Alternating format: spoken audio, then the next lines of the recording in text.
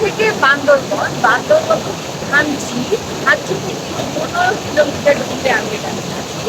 তার মধ্যে আমার হাঁটা পথ ধরেন 8 থেকে 9 কিলোমিটার, জাস্ট এই ভিউটা এনজয় করার জন্য। এবং এখানে এসে এভাবে শাড়ি পরে একটা ঘুরতে আসে।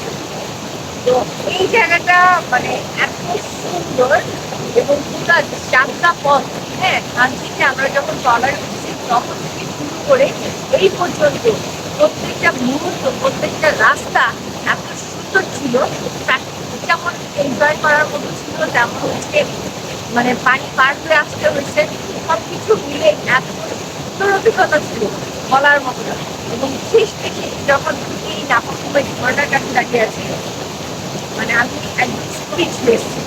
তো যারা এখন পর্যন্ত এই জায়গায় আসেননি, ঠান্ডা থাকতে থাকতে একবার ঘুরে যাবে, বর্ষাকালে কিন্তু একটু রিস্কি হয়ে যাবে।